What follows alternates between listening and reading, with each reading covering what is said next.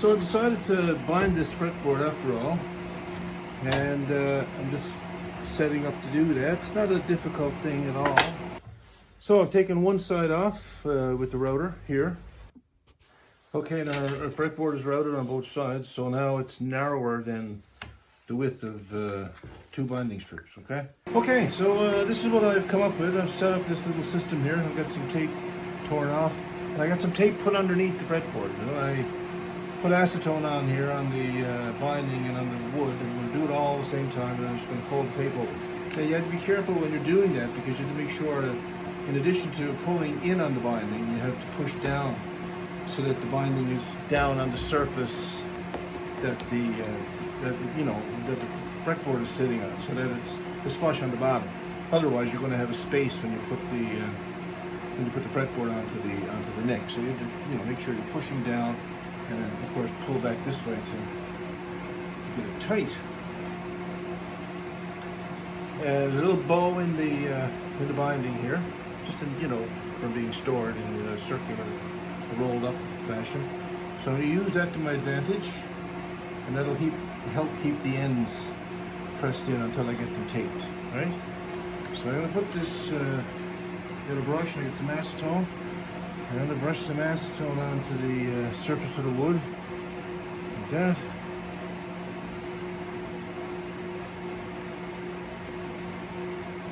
Dries very quickly, right? Paint some onto the binding. I hope I can get it on there fast enough. This now.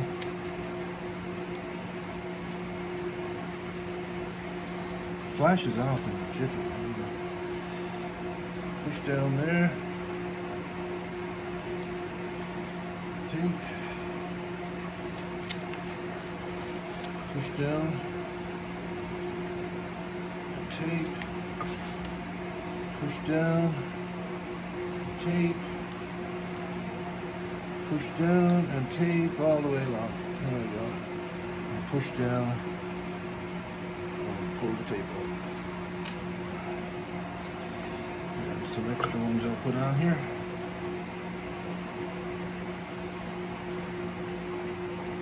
You know, like, you look at this stuff and you say, oh, it's going to take a long time to do it, but it doesn't. When you're set up, you got stuff here. Like I come out, I keep everything really organized here. Everything is where it needs to be. So if I have an hour to come out, I can use it to work, right? I'm not spending an hour looking around for stuff, you know. So if you're organized, you can get a lot done in a short period of time. When you have time to do it. Otherwise, it does not work. Especially if you have a job to go to. Complicates things a little bit, doesn't it?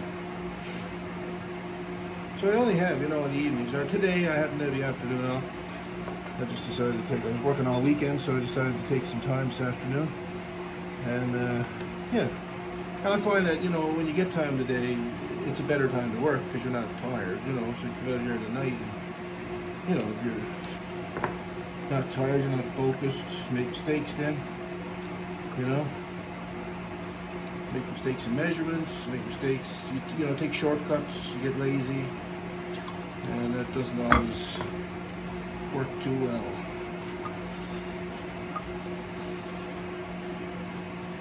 This doesn't need much time. Acetone only needs a few minutes.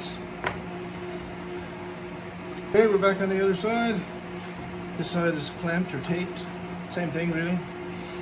So we'll paint some acetone on here.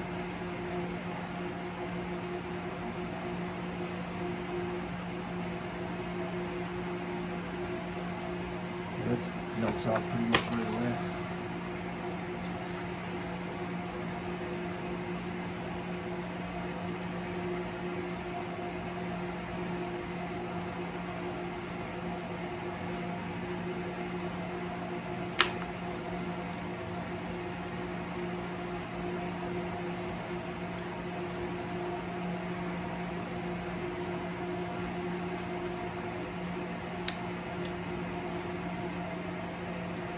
Press down, clap, press down, clap, Goes down. Right. And same here. Goes down. Up.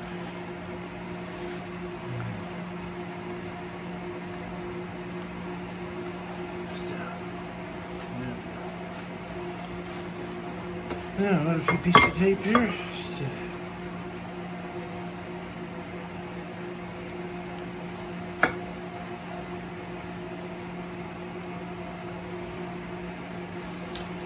This is binding tape. Is really good tape. Like, you wouldn't do this with painter's tape. This stuff sticks much better. So you can, you can pull on it and get the clamping force that you need.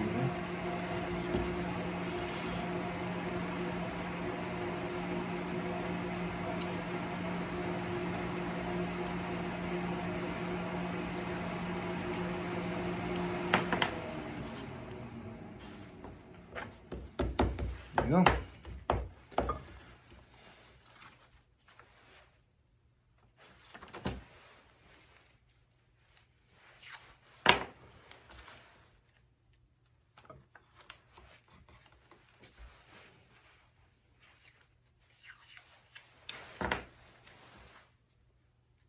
And you know what we miss, if there's any spots that don't take, we can just wick in some of that really,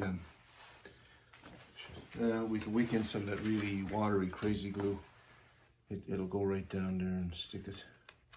I just don't like to use too much of that stuff next to unprotected wood because it can stain the wood.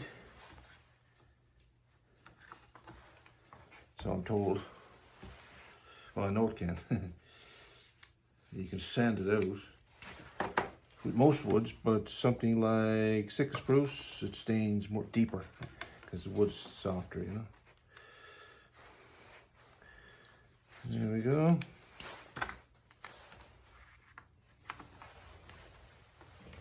Now, that's that. So, just got this end piece left to do. I'll cut a short section, when this is ready. Pretty much ready now, actually, but I'll leave it for a few minutes. Once it's ready, I'll just cut a little section, fit it in here, and glue that on, and then the fretboard's bound. Right? Okay, here's our nicely bound fretboard. There were a couple of spots there where the acetone didn't take, so all I did was I just opened it a little bit, took the brush, dropped some acetone down, and when it's wet, it sticks really good. Problem with acetone, if you're trying to do a long surface like this, it dries so quickly, evaporates so quickly that, before you get the binding on, it's too dry to stick.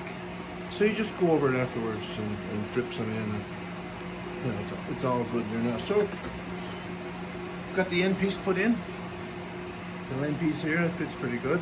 So now what I'm going to do is just radius sand it with some 220, just to flush the binding with the ebony, right? Like that.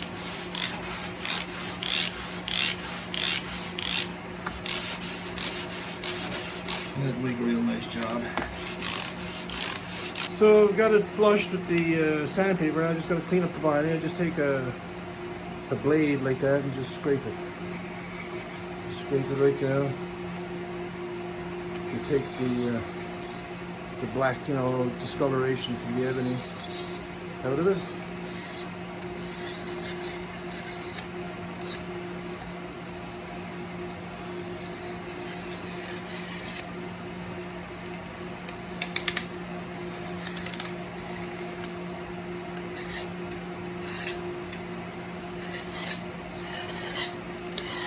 Now it's one side, and the other side, same thing. Just make sure you tilt your blade in the direction that you're scraping. Like, don't scrape the blade directly into the fret slots because you might chip them.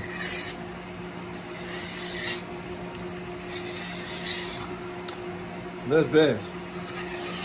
You get fired for that.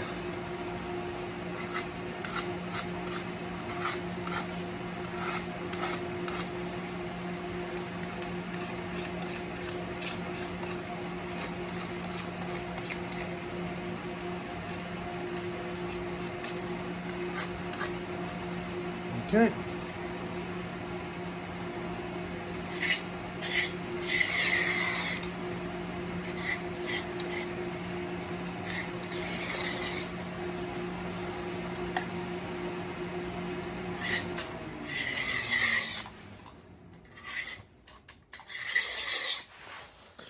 Good.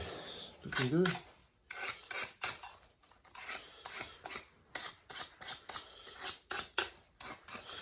Scrape the sides.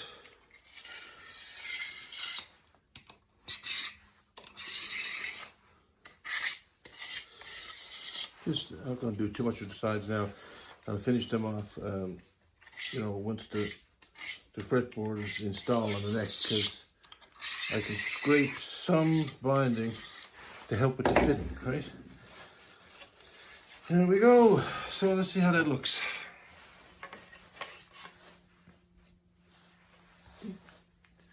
Getting a little better all the time, right?